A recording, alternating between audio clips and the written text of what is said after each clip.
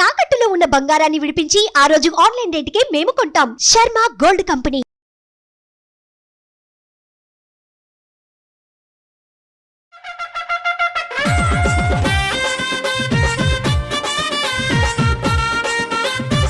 నమస్కారం, welcome to Suman TV. నేను గీతాంజలి. అందరికీ బోనాల పండుగ శుభాకాంక్షలు. గ్రామ పొలిమేరల్లో అపర కాడిలా కూర్చుని ఏ దుష్టశక్తి గ్రామం వెలుపలికి రాకుండా కాచి కాపాడే ఆ చల్లని తల్లికి, ఆ మహాశక్తికి బోనాల్ని సమర్పించే ఘడియలు ఆసన్నమయ్యాయి.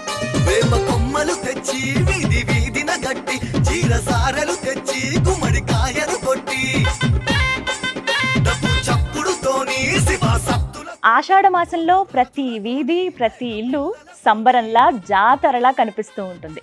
ప్రత్యేకంగా అమ్మవారి ఆలయాల గురించి చెప్పాలా? డప్పు చప్పుళ్ళు, పోతురాజుల విన్యాసాలు, శివసత్తుల పూనకాలు, ఓవైపు అమ్మవారికి బోనాలు సమర్పించడం.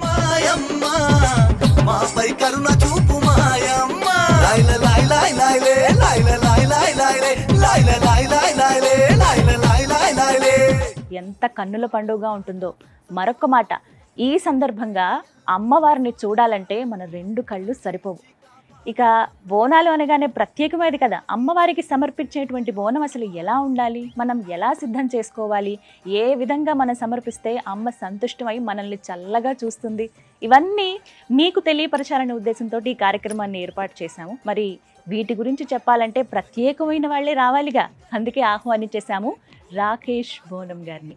అమ్మ గురించి చెప్పాలంటే తన చిన్న వయసు నుంచి అమ్మవారి ఒంటి మీదకి రావటం, అప్పటి నుంచి దగ్గర 30 సంవత్సరాలు అవుతుందేమో, అప్పటి నుంచి బోనం ఎత్తుకోవటంలో ఇంకా ఆమె చాలా ప్రత్యేకమని చెప్పాలి.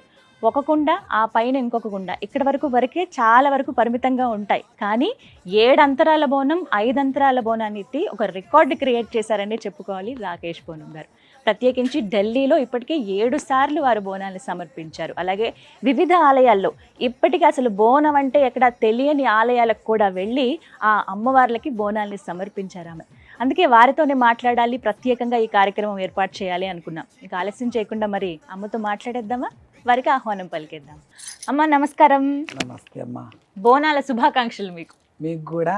ఇంకోటి మీ సుమన్ టీవీ ఛానల్ వాళ్ళకి, అందులో బృందానికి, అందరికీ కూడా బోనాల పండుగ శుభాకాంక్షలు. అలాగే తెలంగాణ రాష్ట్ర ముద్దు బిడ్డలందరికీ, భగవంతుని బిడ్డలందరికీ కూడా బోనాల పండుగ శుభాకాంక్షలు. అలాగే మీరందరూ సదేళ్ల కాలం బాగుండాలని మనస్ఫూర్తి కోరుకుంటూ ఈ బోనం స్టార్ట్ చేద్దాం. ధన్యవాదాలమ్మా. మీ దీవెనలే మాకు రక్ష. అమ్మ ఇచ్చినట్లుగా, అమ్మ ఒక్క మాట చెప్తే చాలు, అమ్మ మనతో ఉంటే అన్నీ ఉన్నట్లే అంటారు కదా. అమ్మ దయ ఉంటే చాలా సంతోషం ఈ సందర్భంగా మిమ్మల్ని కలవటం. మీకు ముందుగా కృతజ్ఞతలు తెలియజేస్తున్నాము. మీ సమయాన్ని కొంత మాకు ఇచ్చారు. చాలా విలువైన విషయాలు ఇవాళ మనం మాట్లాడబోతున్నాము.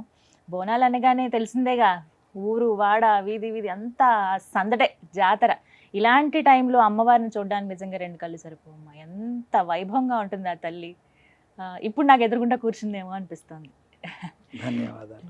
చాలా సంతోషంగా మీతో మాట్లాడుతూ ఇవాళ తెలుసుకోవాలన్నది ఏంటంటే, ముందుగా మీ గురించి కొన్ని మాటలు, ఆ తర్వాత ఇవాళ కార్యక్రమంలో అసలు బోనం ఎలా సిద్ధం చేయాలి, అమ్మవారికి ఎలా సమర్పించాలి, ఆ బోనాన్ని సమర్పిస్తే అమ్మ మనకి ఎటువంటి ఫలితాన్ని ఇస్తుంది, అమ్మ మనతో ఎలా ఉంటుంది, ఈ విషయాలు ఇవాళ కార్యక్రమంలో మాట్లాడుకుందాం. ముందుగా మీ గురించి ప్రత్యేకంగా ప్రేక్షకులకి నేనేం పరిచయం చేయక్కర్లేదు, ఆల్రెడీ చెప్పాను. ముందుగా 7 ఏళ్ల నుంచి మీరు ఢిల్లీలో బోనాన్ని సమర్పిస్తున్నారు కదా, అది చాలా అరుదైన గొప్ప విషయం. అసలు మీరు ఏ వయసు నుంచి అమ్మ ఇలా అమ్మవారు మీకు రావటం కానీ, మీరు బోనాన్ని సమర్పించడం అనేది? 7 సంవత్సరాల వయసు నుంచి అమ్మవారు రావడము. అప్పుడు తర్వాత 7 ఏళ్ళు ఉన్నప్పుడే రాగానే ఎవరైనా ఒప్పుకోరు.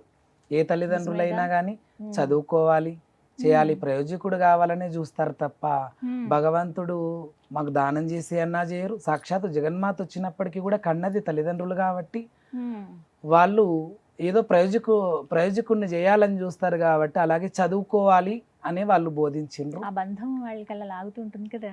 అమ్మవారు 24 గంటలు వస్తూనే, సతాయిస్తూనే, తింటున్నప్పుడు, పండుకుంటున్నప్పుడు ప్రతిదానికి అమ్మవారు వస్తూ, నాకు నా పిల్లగాన్ని ఒప్పజెప్పు, నేను ప్రయోజకుని చేస్తా, నేనే లక్ష్మి, నేనే సరస్వతి, నేనే పార్వతి, అన్ని అవతారాలు నాయనప్పుడు నాకు ఒప్పజెప్తే నేను చూసుకుంటాను కదా చాలా చక్కగా అని అన్నది. అలా కొన్ని సంవత్సరాలు గడిచింది, ఒక 2-3 సంవత్సరాలు గడిచినాక 14 సంవత్సరాల వయసు రాగానే, 13-14 సంవత్సరాల వయసు రాగానే అమ్మవారు బోనం ఎత్తాలి అని చెప్పింది.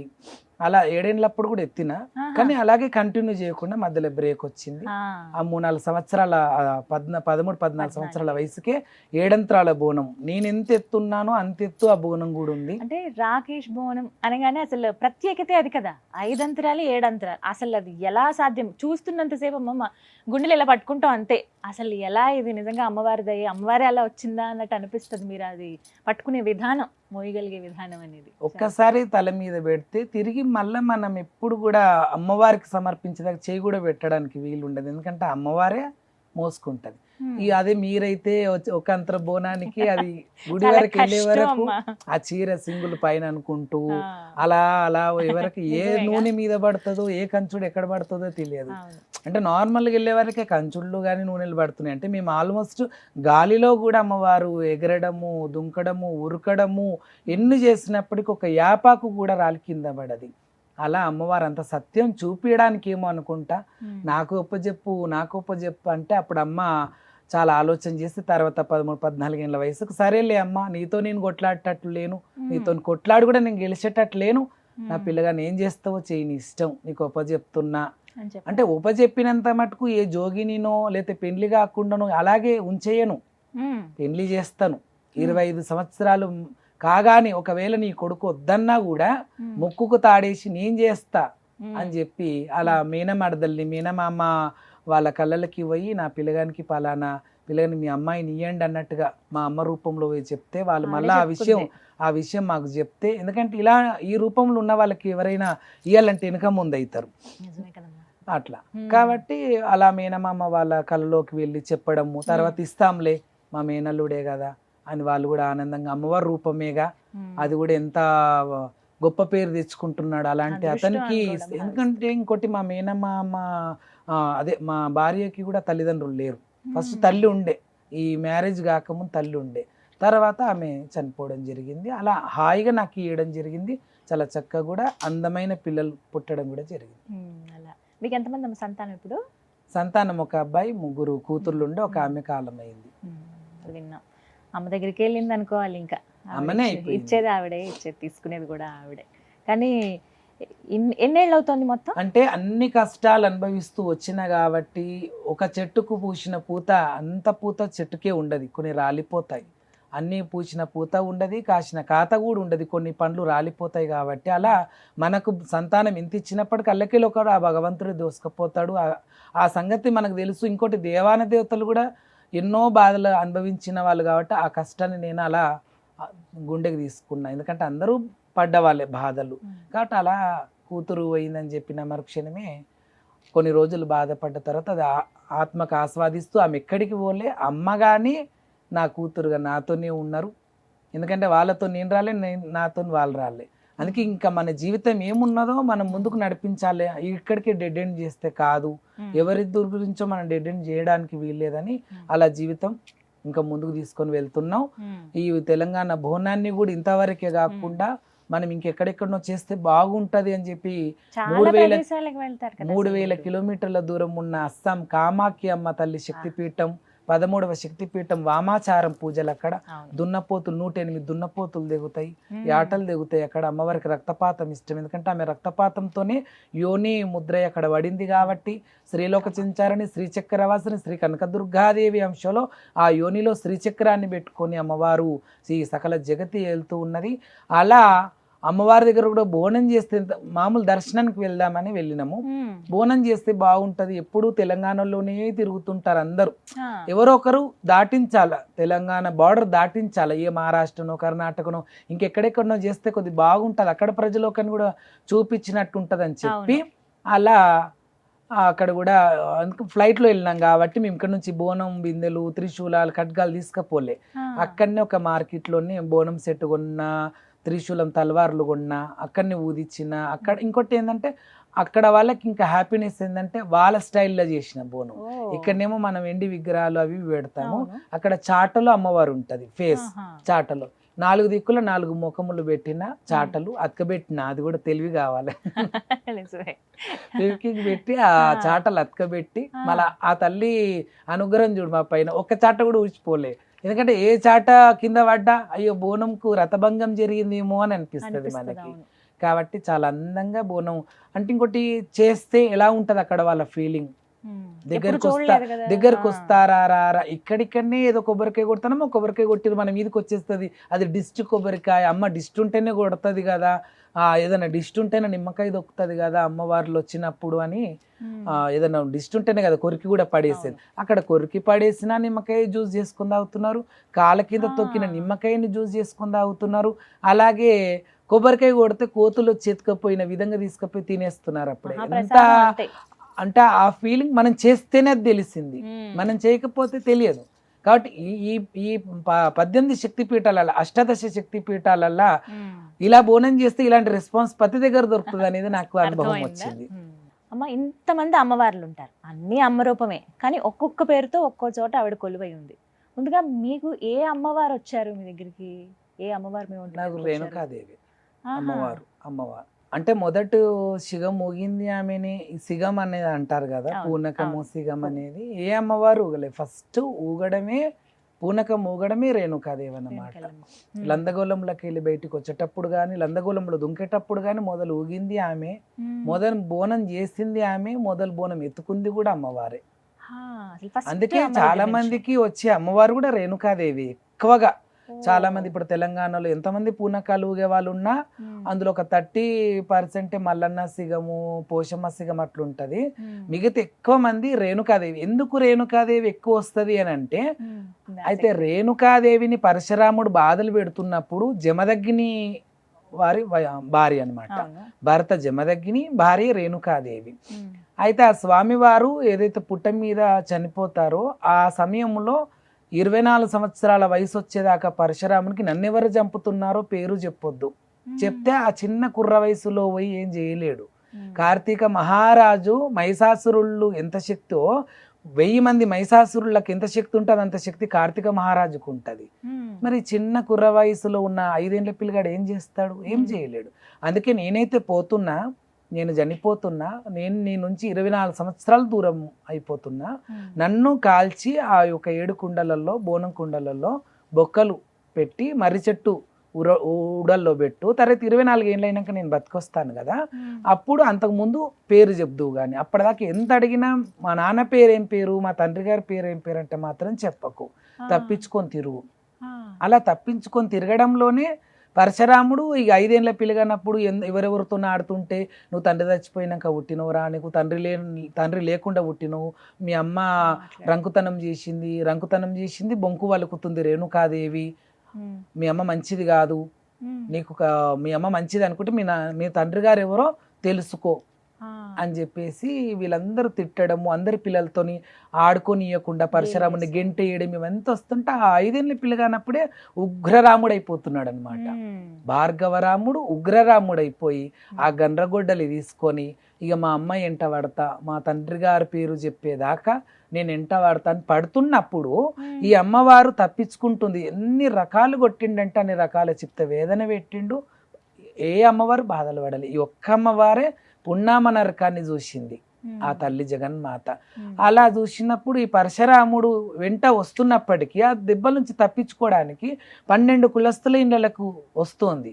వచ్చి గుమ్మానికి 5 బొట్లు పెట్టి, అమ్మ మీ ఇంట్లో నాకు జాగ ఇయ్యండి, గోపాదం అంత జాగ ఇస్తే నేను పామునై చుట్ట చూదురుకొని ఉంటా, నాకు ఎంత పెద్ద జాగ నాకు అవసరం లేదు, ఇంత అరిచే మందం జాగియండి అమ్మ అంటే కూడా, అమ్మో మీ పరశురాముడా వస్తే మమ్మల్ని బతకనిస్తాడా, చంపేస్తాడు అని చెప్పి 12 కులస్తులు పోయిరామ్మ అనడమే సరిపోయింది.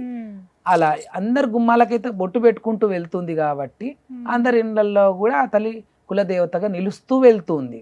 ఆ సంగతి వాళ్ళకి తెలిసిందో లేదో ఆ రోజు, కానీ ప్రతి ఇంటికి గుమ్మానికి బొట్టు పెట్టింది కాబట్టి ఆడిపడిచి అయిపోతుంది. ప్రతి ఇంటికి ఆడబిడ్డ ఆమె, 96 కోట్ల మంది దేవతలకి ఆడబిడ్డ ఆమె. అటువంటి జగన్మాత అందరి గుమ్మానికి బొట్టు పెట్టింది కాబట్టి ఆల్మోస్ట్ అందరి ఇళ్లలో నిలుస్తూ వెళ్తుంది. ఆఖరికి గౌన్లవారు, గొల్లవారు, శాలవారు, ముత్రాశి వాళ్ళు, అన్ని క్యాస్ట్ వాళ్ళు అమ్మని పంపించడమే సరిపోతుంది. ఆఖరికి మాదిగ వాళ్ళు, జాంబవంతులు బిడ్డలు అంటారు.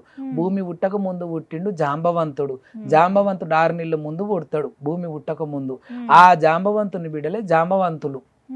మాతలింగన్న, మాతలింగమ్మ ఆ మాదిగ వాళ్ళు ఇద్దరు భార్య భర్తలు. అప్పుడు వాళ్ళ దగ్గరికి వెళ్ళి నన్ను ఏ కులస్తులు నాకు జాగా ఇయ్యలేదు, ఆఖరికి మీరు ఇస్తారా నాకు జాగా అన్నా వదినే అంటే, అమ్మ కడుపు నిండా పిలిచినావు అమ్మ అన్నా వదినే అని, పుట్టిల్లు కదా ఇస్తాంలే, నీ చీర సొమ్ములు బాగున్నాయి ఇస్తావా మరి అంటే, ఇస్తామ్మా తీసుకో అని. ఇక అప్పుడు ఆమె అమ్మవారు బర్వాతల్లో అల్లా లందగోళంలకు వెళ్ళిపోతుంది. ఆమె వేరే నేమ్ ఉంది అని నేను ఇప్పుడు చెప్తా. అలా అమ్మవారు అందులో లందగోళములో దుంకడము, అందరూ నీసులంద కౌసులంద అంటే, లేదు ఇది కౌసువాడ కాదు నీసువాడ కాదు మల్లెవాడ అని పేరు పెట్టుకొని, ఎందుకంటే అందులో తోళ్ళు నానేస్తారు కదా లందగోళంలో, ఆ లందగోళంలో తోళ్ళు నానేసే వరకు ఎట్లయినా ఎవరైనా గలీజే అంటారు. ఇది గలీజువాడ అని అంటే, లేదు ఇది గలీజువాడ కాదు నాకు జాగిచ్చారు కాబట్టి ఇది మల్లెవాడ అని చెప్పేసి ఆమె ఆ వాడ పేరు పెట్టుకొని లందగోళంలో దొంకుతుంది. 24 ఏండ్ల సమయం దగ్గరకు వచ్చేస్తుంది. ఇంకా ఆఖరికి అడిగేతందుకే ఈయన తయారున్నాడు కాబట్టి ఇక్కడ మాదిగ వాళ్ళ ఇంటికి, అంటే ఈ ఎల్లమ్మ తల్లి ఎక్కడెక్కడ పోతుంది అక్కడ పసుపు కుంకుమ రాలుతూ వెళ్తుంది కాబట్టి ఈయనకి ఈజీ అవుతుంది దొరికించుకోవడానికి, తెలిసిపోతుంది. అంటే ఇది పెద్ద కథ అమ్మ. ఎప్పుడైతే రేణుకాదేవి ఫస్ట్ గంగాభవానిని జాగడుగుతుంది, అమ్మ చిన్న తల్లి కదా, పెద్ద తల్లి పార్వతీదేవి, పార్వతీదేవి బిడ్డ రేణుకాదేవి, చిన్న తల్లి పినతల్లి అవుతుంది కాబట్టి, అమ్మ జాగిస్తావా అంటే, నీ మొగడు చచ్చిపోయి నువ్వు ముండ మోసుకున్నావు, ముండ మోపిగా నువ్వు ఏ ఇంటికి పోయినా ముండరాలకు జాగ ఇయ్యరు, నువ్వు ముత్తైదు అవతారంలో ఓ బిడ్డ నీ నా దగ్గర కూడా నేను జాగియ్యా, నీ కొడుకు అంటే నా మనవడు అంటే నాకు గజ్జమని వణుకుతుంది అని అమ్మమ్మనే భయపడుతుంది. భయపడే వరకు సరే తల్లి మరి ఆ ముత్తైతనం అంటున్నావు, ఎవరైనా కూడా ముండ మోయాలంటే గంగ ఒడ్డునే ముండ మోస్తారు. పూర్వకాలంలో చెరువు ఒడ్డులనే కాష్టాలు ఉంటాయి, చెరువు ఒడ్డులనే బొందలు పెడతారు, చెరువు ఒడ్డులనే మా గాజులు కూడా గంగకి ఉపజెప్తారు, ఆ బట్టలు కానీ అవన్నీ. ఇప్పుడు గంగ కరువైపోయింది కదా, మనమే విస్తరించే ఇల్లు కట్టుకున్నాం కాబట్టి గంగ లేదు. అలా ఆ గంగా భవాని దగ్గరనే ఏ ముండ మోసిందో అదే గంగా భవాని దగ్గర ముత్తైతన రూపం ఎత్తుకొని వెళ్తున్నప్పుడు కుడిపాదం బండారు ఎడమపాదం కుంకుమ రాలుతూ వెళ్తుంది. ఈమె ఎక్కడికి పోతున్నా కూడా ఆ బండారు కుంకుమ రాలుతుంది కాబట్టి ఈయన ఈజీగా దొరకబడుతుండే, లేకపోతే దొరకబట్టలేదు. తెలిసిపోయింది, అలా తెలిసిపోతుంది. ఇక లందగోళంలో అమ్మవారు ఉన్నదని తెలుసుకొని లందగోళంలోకి వెళ్ళి బయటకు గుంజుకొచ్చి గుండె మీద కాళ్ళు పెట్టి ఖడ్గం తీసి, అప్పుడు కూడా చెప్పకపోతే సిరుసు నరికేస్తాడు. అలా తల్లి జగన్మాత పునామ నరకం పడ్డది. చనిపోతున్నప్పుడు చెప్పింది కదా, 7 బోనం బాండవల్లనే బొక్కలు పెట్టినా మీ నాయనే మర్రిచెట్టు తొర్రలో ఉన్నాయని. ఇక అప్పుడు తల్లిని చంపినాక పోయి తండ్రిని బతికించుకొని బ్రహ్మదేవుని దగ్గర యమధర్మరాజు దగ్గర ఔషధం తెచ్చుకొని బ్రహ్మదేవుని దగ్గర రాత రాపించుకొని తండ్రిని బతికించుకున్నాక, తండ్రి గారు మీరు బతికారు, మాకు ఇంతకు మించిన ప్రాప్తం లేదని అంటే, మీ తల్లి ఏది, మీ తల్లిని అని అప్పుడు తల్లిని చంపమంటేనే చంపుతాడనమాట. ఎందుకంటే మీ తల్లి 7 అంతరాల బోనం ఎప్పుడైతే కార్తీక రాజు నా డొక్కల బాణం కొడతాడో, నువ్వు సచ్చాన్న బోనం తీసుకొచ్చి నాకు పెడితే ఆ బోనాన్ని తిని నేను బతుకుతా అని చెప్తే, నడిమిట్లో వచ్చిన దొంగలేశంలో వేసుకొని వచ్చిన కార్తీక రాజులకే మీ అమ్మ బోనం పెట్టింది. గుర్తుపట్టదా? మీ అమ్మ దొంగలెవరు మంచోళ్ళు ఎవరు, వాళ్ళ మీన బావలే దొంగలేశంలో వేసుకొస్తే వాళ్ళకి అన్నం పెట్టేసింది, నాకు పెట్టలేదు. అట్లా నేను ఆ బాణం నా గుండెలో పొడుచుకొని నేను చనిపోవాల్సి వచ్చింది కాబట్టి మీ అమ్మ తప్పు ఉంది కదా, మీ అమ్మని చంపేస్తాడు. చంపేసినాక నేను బతికించుకున్నాను కదా తండ్రి గారు, మరి ఏమన్నా వరం ఇస్తారంటే, కోరుకో ఏం కావాలంటే మా అమ్మ తిరిగి లేవాలి, మా అమ్మ కావాలి అని అంటాడు. అంటే తండ్రి మాట శిరసావించకుండా, అంటే కాదు అనకుండా అక్కడ తండ్రి మాటను దాటకుండా ఉన్నాడు. అంటే పూర్వకాలంలో నుంచి ఉన్న తత్వాన్ని మనం తీసుకుంటే తల్లిదండ్రికి అంత గౌరవం ఇవ్వాలి, తల్లిదండ్రి మాట ఎప్పుడు కూడా మనం కాదనొద్దు. శ్రీరామచంద్రుడు కూడా 14 ఏళ్ళ వనవాసానికి బయలుదేరు అనగానే శ్రీరామచంద్రుడు వెళ్ళిపోయిండు. తండ్రి చనిపోతే కూడా తిరిగి రాలే, 14 ఏళ్ళైనాకనే మళ్ళీ రావాలి. తండ్రి అంటే ప్రేమ లేక కాదు, తల్లి అంటే ప్రేమ లేక కాదు, కానీ మాట అంటే మాట. 14 సంవత్సరాల వనవాసం ఇల్లు రామా అంటే మరి 14 ఏళ్ళైనాకనే తిరిగి రావాలి. కాబట్టి తండ్రి అంత్యక్రియలు కూడా చేయలేని పరిస్థితి శ్రీరామచంద్రునిది. అంటే అలా ఉండేవాళ్ళు అప్పట్లో పూర్వకాలంలో. ధర్మాన్ని న్యాయాన్ని వాళ్ళు అనుసరించేవాళ్ళు. అనుసరిస్తూ ధర్మమే గొప్ప. చాలా మంది దైవం గొప్ప అంటారు, దైవానికంటే ముందు పుట్టింది ధర్మమే. ధర్మమే దైవాన్ని ఇలా నడవమన్నది, ఆ దైవం ధర్మం అనని ఇలా నడవమని చూపించడానికి ఎంతో మంది దైవ స్వరూపులు భూమి మీదకి వచ్చారు. శ్రీరామచంద్రుడు అంటారు, ఆయన ఆకాశంలో తిరగలేదే, భూమి మీదనే తిరిగిండు. రేణుకాదేవి అంటున్నాము, 96 కోట్ల మంది దేవుళ్ళకి అడవిళ్ళు అంటున్నాం, శివునికి ముద్దుల బిడ్డ అంటున్నాం. ఆమె పుట్టి పెరిగింది మహారాష్ట్ర కర్ణాటక ప్రాంతంలోనే తిరిగింది.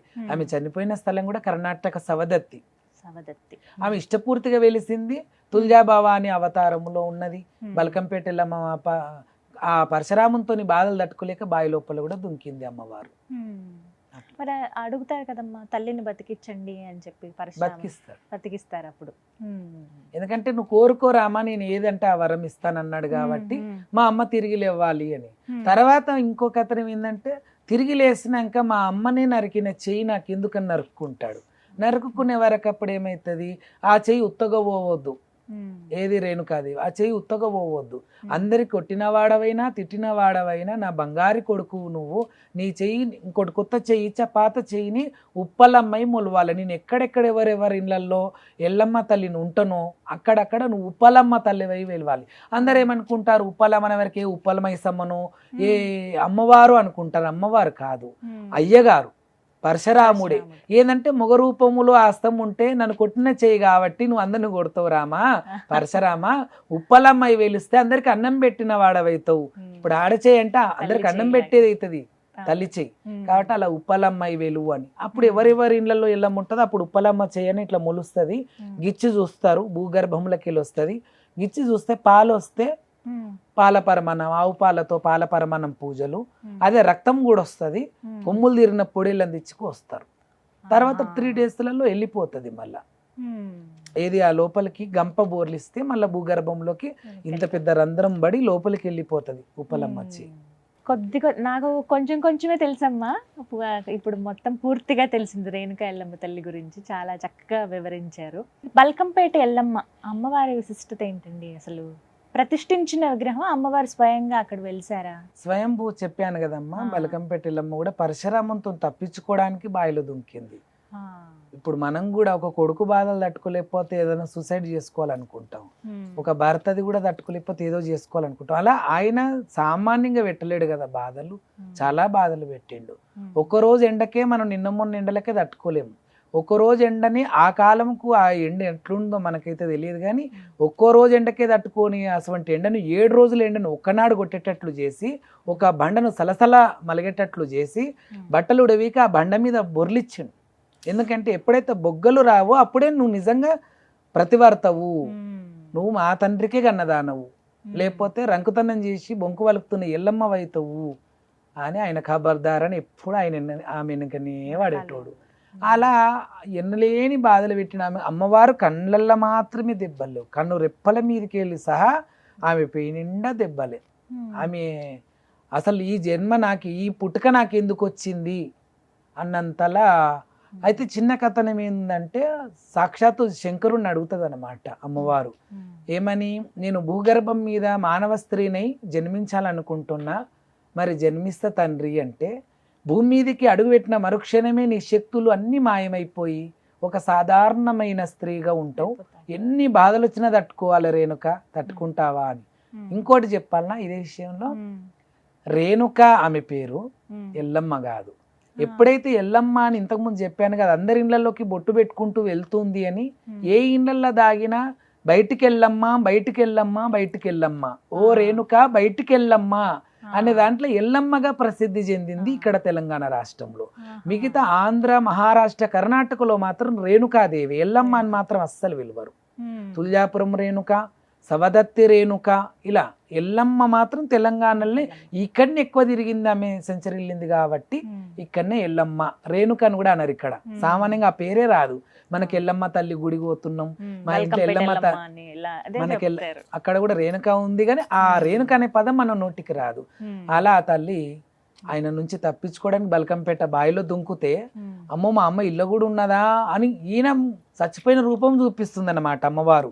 చనిపోయిన రూపం ఇలా చనిపోయి ఉంటే ఆయన చనిపోయిందని వదిలేస్తాడేమో అనుకుంటే, లేదు లేదు మా అమ్మ నిజంగా చచ్చిపోయిందో లేదో నేను చూడాలి, పరీక్ష చేయాలి అని చెప్పి ఎప్పుడైతే ఈయన బావిలో దుంకుతాడో మేము బావి ఒడ్డుకు దుంకి వెళ్ళిపోతుంది మళ్ళా.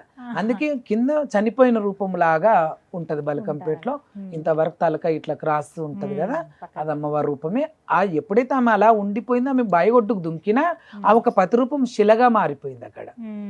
అది కూడా ఒక అప్పుడు అర్జెన్స్ వాళ్ళ బాయ్ అంటే, అది కూడా ఒక లందగోళం కిందనే కదా అమ్మవారికి అర్జెన్స్ అంటే. అర్జెన్స్ అంటే మీకు పుట్టినిళ్ళతో సమానమే అమ్మవారికి. కాబట్టి ఆ బావిలో కూడా బల్కంపేట ఎల్లమ్మ, కానీ ముందు పేరు జలకనక దుర్గాదేవి అని ఇన్న నేను అమ్మవారికి. జలకనక దుర్గాదేవిగా ఉంటే శ్రీ శ్రీ బల్కంపేట ఎల్లమ్మ పోచమ్మ దేవాలయముగా మారింది. ఆ తర్వాత. కానీ చాలా సత్యవంతురాలు అమ్మవారు. ఎంత విన్నా ఇంకా ఇంకా వినాలనిపిస్తుంది అమ్మవారి గురించి. అయితే బోనాల పండగ అంటే ఆ పేరులోనే ఉంది అమ్మవారికి బోనం సమర్పించడం.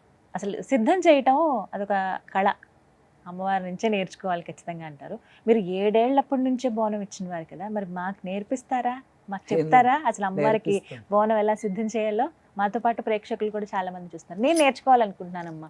నేను ఈసారి మీరు ఎప్పుడు అమ్మవారికి చేయలేదా? అసలు ఎప్పుడు చేయలే, సరే. మొదటిసారి నేను అమ్మవారికి బోనం ఈసారి నేను సమర్పించాను. చేసినాక చూసి బోనాల పండుగ మీరు చేయాలి. తప్పకుండా తప్పకుండా. మమ్మల్ని అయితే చాలా మంది చూసి బోనాలు ఇట్లా చేస్తే బాగుంటది, ఉమ్. ఇట్లా ఇన్ని చాలా మంది కొద్దిగానే తెల్లన్నం పెట్టి పెరుగు బెల్లం వేస్తే ఆ, నేను అది చూసి నాకు బాధ అనిపించేది. ఏంది మ్. బంధుమిత్రులకు ఎన్నో రకాలుగా వండుతారు, అమ్మవారు అనేవారికి ఇంత తెల్లన్నం పెరుగు బెల్లం ఏంది, కష్టపడాల్సింది అమ్మవారి గురించి. ఉమ్. 365 అన్నపూర్ణగా మనకు అన్నం పెడుతుంటే ఒక్క పూట భోజనం ఆమెకు సరిగా ఒక 5-6 పదార్థాలు చేసి పెట్టలేమా ఏంది అని బాధ అనిపించే దాదాపు ఒక 9-10 ఏళ్ళ నుంచి చెప్తూ వస్తున్నా.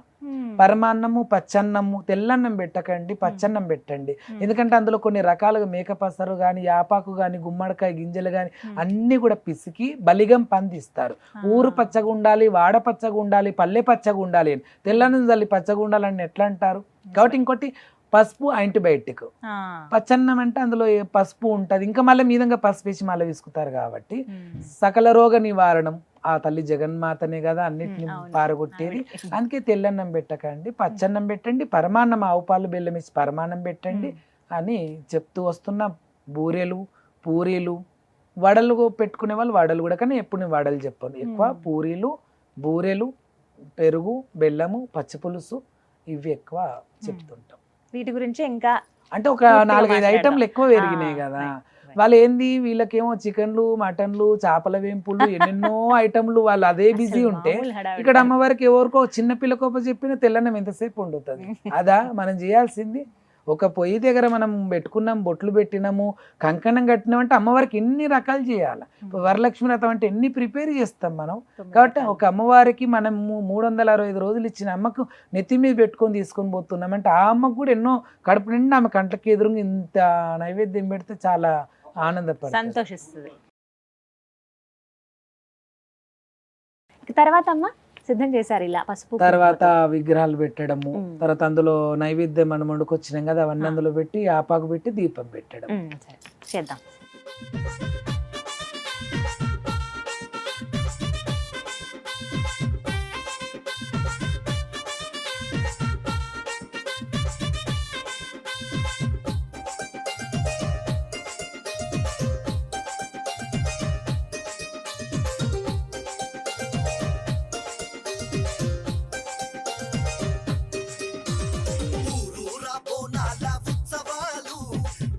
మొత్తానికి సిద్ధం అయిపోయింది. ఇలా మీరైతే అలవాటు ఉంది కాబట్టి టకటకా చకచకా చేసేసారమ్మా. ఇంతేనా? ఇదే మీకైతే పద్ధతి? ఆల్మోస్ట్ 1 అవర్ పడుతుంది. నిజమే, గంట అయితే 1 పడుతుంది. అవర్ పడుతుంది, కొందరు అంటారు 2 గంటలు కూడా పడుతుందమ్మా బోనం చేయడానికి అంటారు. ఉమ్. ఈ ఒక్కొక్కరు అయితే ఈ బిల్ల ఏదైనా బూది అమ్మ అంటేనే దానికి ఇట్లా నూనె పెట్టి దాన్ని రాసే వరకే 10 నిమిషాలు అయితే ఇంకెప్పుడు బూదిస్తావు, నేను 10 నిమిషాలలో బోనం చేస్తుంటే అని ఆ. అంట. అమ్మ నీకు అలవాటు ఉన్నంత మాకు ఉండొద్దా అంటారు. ఉండదు. కానీ చాలా చక్కగా ఉంది అమ్మవారు రూపు అన్ని కూడా. మీరు ఎప్పుడు ఇలాగే సిద్ధం చేస్తారు? ఇలాగే అంతేనా?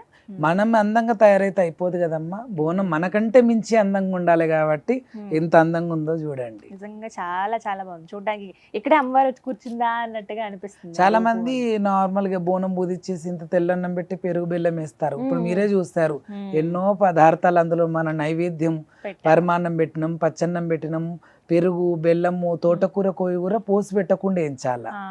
ఎందుకంటే అమ్మవారికి చిటపటలు కదా, అట్లా పోసి పెట్టకుండా నార్మల్ గా వేయించాలా.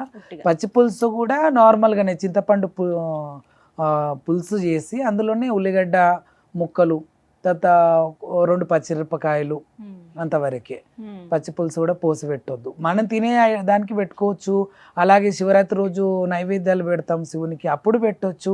అమ్మవారికి స్వయాన్ని ఇస్తరాకేసి అన్నం పెట్టి మనం పెడదామంటే అప్పుడు కూడా పెట్టుకోవచ్చు. అంటే డైరెక్ట్ అన్ని వండిన పదార్థాలు డైరెక్ట్ ఫోటో ముంగల పెడతామంటే పోసి పెట్టాలి, ఎందుకంటే నెక్స్ట్ మనం తింటాం కాబట్టి. ఇందులో ఉన్న నైవేద్యం గర్భాలయంలో ఉన్న అమ్మవారికి ఎక్కుతుంది కాబట్టి పోసుకు పెట్టిన తాలింపు గాని పోసి పెట్టకుండా చేయాలి. అలా ఉట్టిగా చేయాలి. పచ్చకూర అన్నప్పుడు కొంతమంది పాలకూర, తోటకూర అట్లా చేస్తారు, అట్లా కాదు. తోటకూర కోయిగూర ఆహా. ఆ రెండు కలిపి కూరగాయలు వండాలి. ఎక్కువ మ్మ్. ఆకుకూరగాయలు. ఇలా సిద్ధం చేసుకోవాలి. ఇవి మాత్రం భలే పెడతారమ్మా మీరైతే వేపాకులు. మీరు నాట్యం అంటే ఇప్పుడు చేసినప్పుడు అవి మిమ్మల్ని కూడా తెమ్మంటే ఇలా- కొన్నే తెచ్చారు కదా, మేము దాదాపు ఒక 25 కిలోల సంచంత యాపాకు పడుతుంది మేము ఇక్కడ పెట్టడానికి. మ్మ్. కానీ చాలా చక్కగా అమ్మవారు ముస్తాబయింది. అమ్మా ఇప్పుడంటే మనం ఇంత వైభవంగా అమ్మవారికి బోనం సమర్పించుకున్నాం అంటే ఎప్పటి నుంచి వస్తుంది, కానీ ఫస్ట్ బోనం అసలు ఎవరు సమర్పించారు అమ్మవారికి? ఫస్ట్ బోనం చేసింది అమ్మవారు జగన్మాత రేణుకాదేవి. ఆమె భర్త గురించి, వాళ్ళ భర్త అంటే పెళ్ళైన మరుక్షణమే మేనబావ అంటే శంకరుడు ఏమంటాడు, మా చెల్లె కొడుకుకు ఇస్తాను నేను మా బిడ్డ రేణుకాదేవిని అంట. రేణుకాదేవి జర పెరిగి పెద్దగైన తర్వాత మేనబావని పెళ్లి చేసుకోవాలి రేణుక అని అంటే, లేదు మీ చెల్లెలు ఎట్లయినా ప్రేమించి పెళ్లి చేసుకుంది రాక్షసుని. ఒక రాక్షసునికి పుట్టినవాడు రాక్షసుడు అవుతాడు కానీ దేవుడు కాదు. కార్తీక మహారాజు రాక్షస వంశానికి చెందినవాడు, కానీ స్వయాన శంకరుని చెల్లెలు కొడుకు. అలా రేణుకాదేవిని ఇస్తా అన్నప్పుడు ఆశపడతాడు కార్తీక రాజు. తర్వాత నేను చేసుకోను, నేను ఒక స్వయంవరం పెడతాను, ఆ స్వయంవరంలో ఎవరైతే గెలుచుకుంటారో నా మనసుని వాళ్ళు, నేను పెట్టిన పందాన్ని నెగ్గిన వాళ్ళే నా భర్త అంటారు. రాజాన రాజులు వచ్చి అంటే ఆ పెట్టిన పందాన్ని రాజాన రాజులు గెలవలేకపోతారు. కార్తీక మహారాజుకు కొన్ని లక్షలాది మంది రాక్షసులకు ఎంత బలం ఉంటుంది అంతే బలం కార్తీక మహారాజుకు ఉన్నప్పటికీ కూడా గెలవలేడు. సాధువ సన్యాసి అచ్చగాడు బిచ్చగాడు అంటారుగా, అలా ఒక బిచ్చగాని రూపంలో ఉన్న జమదగ్ని తపస్సులు చేస్తూ చేస్తూ అలా ఉన్నది ఆయన ఆకారం. అలాంటి వాడు రాగానే ఇక్కడ ఉన్న ఎంతో మంది అంటే బలశాలులు ఉన్న రాజులందరూ ఈ బిచ్చగాడు ఏం గెలుస్తాడు, ఈ ఋషి ఏం గెలుస్తాడు అనుకుంటారు. కానీ జమదగ్ని ఋషే గెలిచి రేణుకాదేవిని కళ్యాణం చేసుకోవడం జరుగుతుంది. తర్వాత ఒక బ్రాహ్మణుని వేషంలో కార్తీక రాజు వచ్చి జమదగ్నికి రేణుకాదేవికి అంటే వరుగులు అంటారు కదా, పులి మేక ఇట్లా వస్తాయి కదా, అలా మేక జమదగ్ని పులి రేణుకాదేవి అయింది. వీళ్ళిద్దరికీ సరిగా జాతక చక్రం కుదరలేదని చెప్పేసి శంకరుణ్ణి భ్రమలో వేసి, ఒక బ్రాహ్మణి రూపంలో వచ్చిండు కదా కార్తీక మహారాజు, శంకరుడు కూడా భ్రమలో పడిపోతాడు. అట్లనా ఎటువంటి శక్తులు లేనోడా అండ్ జాతకం కలవనోడా జమదగ్ని. సరే జమదగ్ని ఏ విధంగా సాధుతాడని ఇచ్చినావు, ఒక మహారాజుకు కాదు నీ బిడ్డని ఇచ్చింది, సాక్షాత్తు శంకరుని బిడ్డను ఒక సాధువ సన్యాసికి ఇచ్చినవి ఎట్లా సాధుతాడు నీ బిడ్డని అని చెప్పేసి అలా ఒక వైరం తెస్తాడు. తెచ్చి, ఓ జమదగ్ని ఎలా నువ్వు నా బిడ్డను సాధగలుగుతావు, నువ్వు ఎక్కడ చూసినా జపములు తపములు చేసుకునే సన్యాసివి, నువ్వు ఎలా నువ్వు చేయగలుగుతావు అని చెప్పేసి ఒక మధ్యలో అంటే ఒక పుల్ల మాదిరిగా వేసి వెళ్ళిపోతాడు. అలా నేను తర్వాత కొన్ని శక్తులు తెచ్చుకున్నాకనే రేణుకాదేవిని నేను నా కుటీరానికి తీసుకొని పోతా, అప్పటిదాకా నీ దగ్గరనే ఉండేనని నొష్ట బాసింగము అవన్నీ కూడా తీసి ఆ కళ్యాణ మండపంలో పెట్టేసి నేను తపస్సుకు వెళ్తున్నా, కొన్ని దివ్యశక్తులు తెచ్చుకున్నాకనే నేను మీ మాటకు సమాధానం ఇవ్వగలుగుతాను అని చెప్పేసి అక్కడ జరుగుతున్న కథనానికి ఇక ఆయన కూడా ఆ బాసింగాలు తీసి కంకణము అష్టకంకణం తీసి వెళ్ళిపోతాడు. ఆ పోయేటప్పుడు రేణుకాదేవి అంటది, నువ్వు అడవిలోకి వెళ్తున్నావు, ఏదైనా పాము బూషో కరుస్తే ఎట్లా, తర్వాత నేనేమన్నా పులులు తింటే ఎట్లా, నేనేమన్నా నాగ సర్పాలు కాటేస్తే ఎట్లా, నీకేమన్నా అయితే అపాయం నాకు ఎట్లా తెలుస్తుంది అని. ఇది పెద్ద స్టోరీ అమ్మ ఇది. అయితే తర్వాత అంటే మధ్యలో ఎంతో పెద్ద స్టోరీ ఉంది, ఆ స్టోరీ చెప్తే ఇంకా 1 or 2 hours కూడా అవుతుంది. అయితే తర్వాత ఏమంటాడంటే ఈ రేణుకాదేవి ఏమంటాడంటే, నీకేమన్నా అపాయం అయితే ఎట్లా అని అంటే, నీకు తెలుస్తుంది, నీకు స్వప్నంలో అయినా తెలుస్తుంది, లేకపోతే ఇక్కడ ఒకటి నేను తులి చెట్టు పెట్టిపోతున్నా, మల్లె చెట్టు కూడా పెట్టిపోతున్నా, నాకేమన్నా అపాయం అయితే అవి ఎండిపోతాయి అంటే, ఎండ వస్తే కూడా అవి ఎండిపోతాయి, నేను 2-3 రోజులు నీళ్ళు వేయకపోతే కూడా ఎండిపోతాయి, నేను దానికి ఒప్పుకోను అంటది. తర్వాత నీకేమన్నా అపాయం అయితే నాకు తెలవాలి, నాకు మంచి సూచనలు అంటే నీకు ముండమోపి రూపం వస్తుంది అంటాడు జమదగ్ని. అప్పుడు నీకు ముండమోపి రూపం రాగానే నీకు బొట్టు రాలిపోతుంది, నీ మెట్టలు వలిగిపోతాయి, నీ చేతి గాజులు వలిగిపోతాయి అంటే, అవన్నీ కూడా కాదు స్వామి, ఏదైనా తట్టు తలిగితే కూడా మెట్టలు వలిగిపోతాయి, ఏదైనా చెట్టు కొమ్మ తలిగితే కూడా గాజులు వలిగిపోతాయి, నిలువు నిష్ఠారం ముండమోపి అవుతావు. అమ్మా నేను ఇంత ముత్తైతనం రూపం నాది, ఇంత ముండమోపి రూపం వచ్చిందంటే నా భర్తకి ఏదో అయ్యింది, కానీ ఏదో అవుతుంది అని ఎందుకు నాకు దీవనార్తి పెట్టి తోలుతున్నావు రేణుక, నువ్వు మంచిగా పోయి మంచిగా నీకు మంచిగా జపము తపము ఉపం అన్నీ మంచిగా చేసుకొని వస్తావు స్వామి, నువ్వు గెలిచి వస్తావు అని అనాలి. ఎవరైనా రాజు పోతే వీర తిలకం దిద్ది పంపుతారు కదా, అలా పంపకుండా నీకు ఏదో అవుతుంది అని అపశకనం ఎందుకు వచ్చింది రేణుక, నీ కొననాలిక మీద పుట్టుమచ్చున్నది, నువ్వు ఏది అంటే అది అవుతుంది, అలాంటిది నువ్వు ఎందుకు నాకు ఇది వినాడితే ఇచ్చి పంపుతున్నావు నువ్వు అని చెప్తాం. తదాస్తు అని పోతాడు. అంటే ఏదో కావాలనేది ఇక వాళ్ళ కథనం. ఇంకా ఆయన అక్కడికి వెళ్ళిపోయి ఎంత ఘోరమైన తపస్సు చేసిండో తెలిసిన జమదగ్ని మీకు. మనం ఇలా సకల ముక్కలం కూర్చునేకనే 10 నిమిషాలు మనకు అయితలేదు. ఆయన స్వామి అందరూ నిలబడో కూర్చోనో పద్మాసనం వేసుకునో చేస్తాను. పుట్ట మీద ఆకు మీద వక్క మీద గుండు సూది మీద జమదగ్ని తల, ఆకాశానికి పాదాలు చేస్తారు ఎవరైనా. అంత సప్త ఋషువులలో నవసిద్ధులలో గొప్ప ఋషి కదా ఆయన. జమదగ్ని అంటే సాక్షాత్ శంకరుడే ఆ అంశలో వచ్చిండు, పార్వతీదేవి రేణుకా అంశలో వచ్చింది అంతే. కానీ ఆ తత్వం కొంతమందికి తెలియదు. జమదగ్ని అంటే ఎవరో, రేణుకాదేవి అంటే ఎవరో, శివుని బిడ్డనే. కానీ శివునికి తల్లి ఆమెని, శివునికి ఇల్లాలు ఆమెని, శివునికి బిడ్డ ఆమెని, శివునికి మనమరాలు కూడా ఆ తల్లే. ఇన్ని పాత్రలు ఉంది. ఇప్పుడు స్త్రీమూర్తి అంటేనే అమ్మమ్మ, నాయనమ్మ, అత్తమ్మ, అన్ని వరుసలు ఒక స్త్రీమూర్తి. స్త్రీ ఎన్ని రకాలు ఉందంటే ఒకటే రకం ఉంది, ఆమెనే స్త్రీ అంతే. ఆ ప్రకారంగా ఎప్పుడైతే పుట్ట మీద ఆయనకు బాణం కొడతారో కార్తీక రాజు, అప్పుడు ముండమోపి రూపం రాగానే ఈ సచ్చాన బోనం ఎట్లా చేసింది అనుకుంటున్నారు? ఎక్కడనో పోయి కుమ్మరుల దగ్గర కుండదేలే, ఎక్కడనో పోయి బియ్యం కొనుకరాలే మనలాగా, ఎక్కడనో పోయి యాపాకి ఏదో తెచ్చుకోలే, ఎక్కడనో దుకాణం పోయి పసుపు కుంకుమ తెచ్చుకోలే. అమ్మవారు సముద్రంలో ఉన్న అడుగుల మట్టిని తీసింది, ఆ ఇసుకని కుండగా చేసింది. ఒకరోజు కొట్టే ఎండ కాకుండా 7 రోజుల ఎండను తెచ్చుకుంది, ఎండబెట్టుకుంది. రోలు అరిచేయి, రోకలి ఈ కుడి చేయి, అలా ఒడ్లు దంచుకుంది. కన్నురెప్పలతో బియ్యం జరిగింది, కన్నీటితో కడిగింది. ఈ గద్వ 2 రొమ్ములు చేసి బోనాన్ని, 7 అంతరాల బోనాన్ని వండినాక మరి కుండలు అలంకరణం చేస్తేనే అందం. ఇప్పుడు ఈ బిందెలు ఇంతమంది మీరు చూపించిన నార్మల్గా ఉండే, ఇప్పుడు చూడు ఆ తల్లే వచ్చి ఇక్కడ కూర్చుందేమో మన ఇద్దరి మధ్యలో అన్నట్టుగా ఉంది.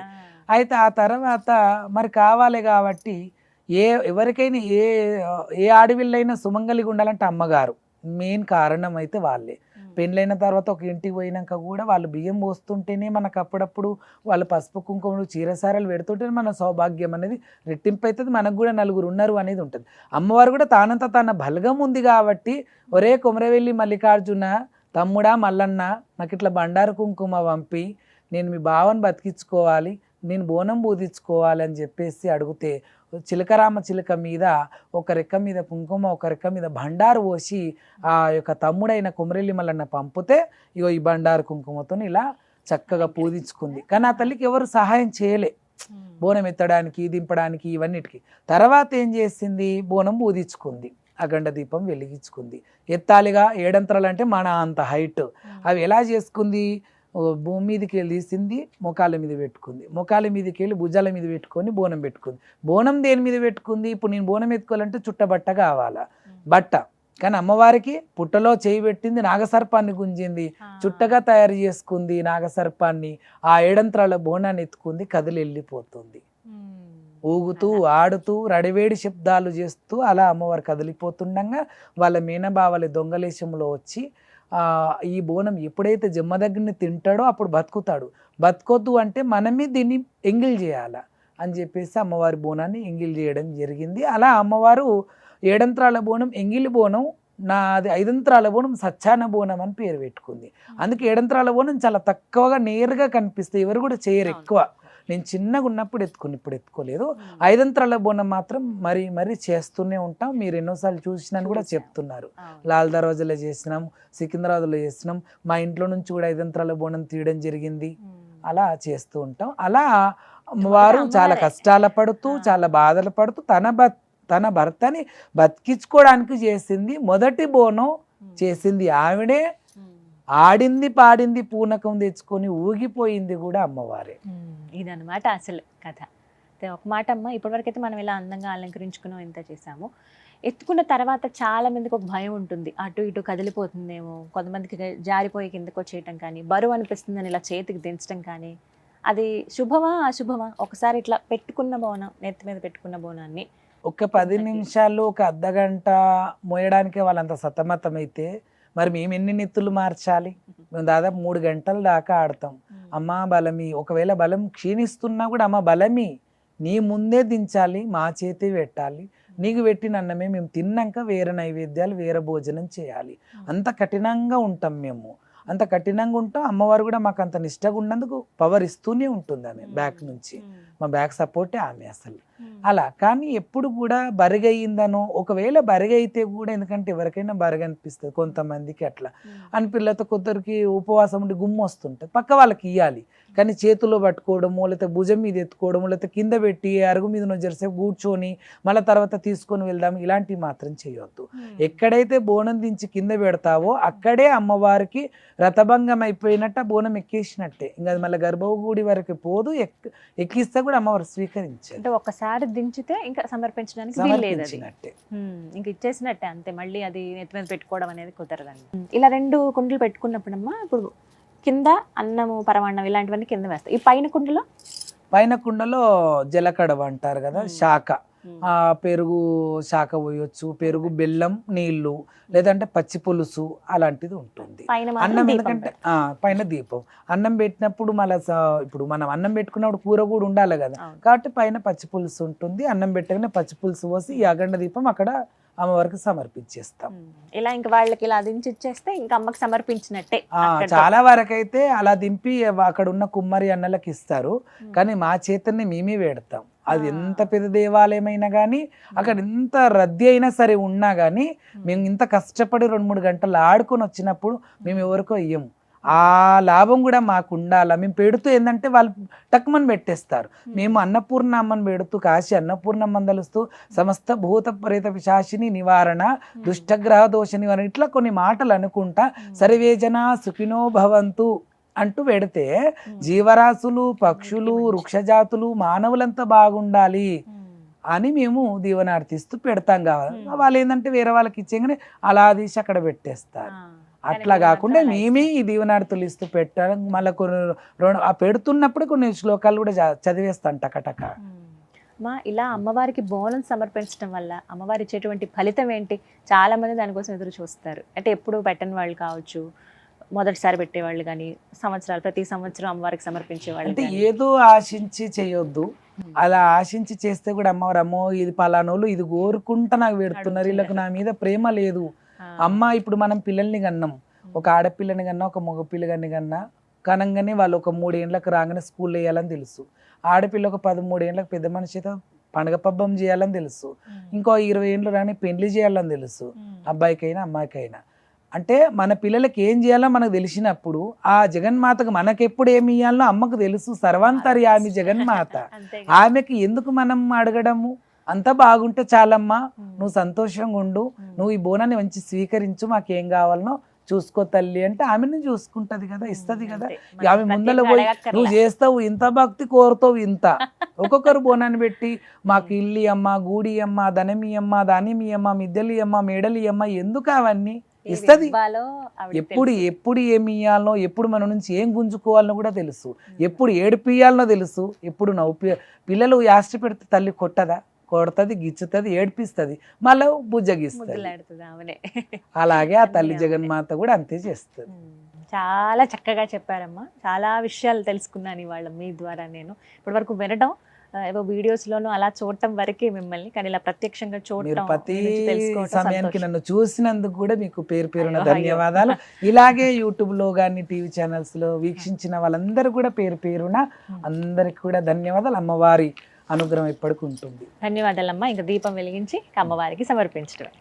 జేవలో బలకంపేటెల్లమ్మకు, జేవలో జగదాంబె మాతాకి, జేవలో సికింద్రాబాద్ ఉజ్జయిని మాంకలమ్మకు, జేవలో గోలుకొండ జగదాంబె మాతాకి, జేవలో లాల్ దర్వాజ సింహవాహిని మహాకాళి మాతాకి, జేవలో బలకంపేటెల్లమ్మకు.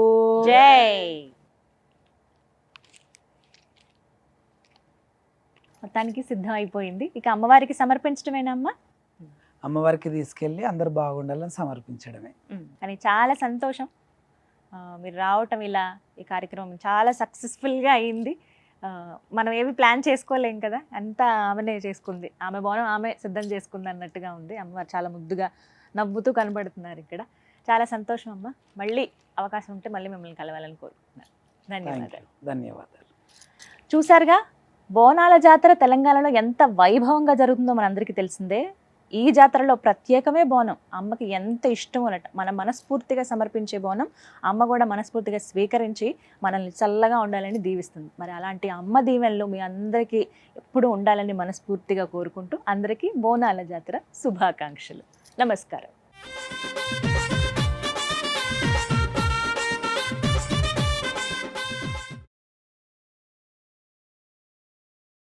సుమన్ టీవీలో మీ పర్సనల్ అండ్ బిజినెస్ ప్రమోషన్స్ కోసం కింది నెంబర్కి కాంటాక్ట్ చేయండి.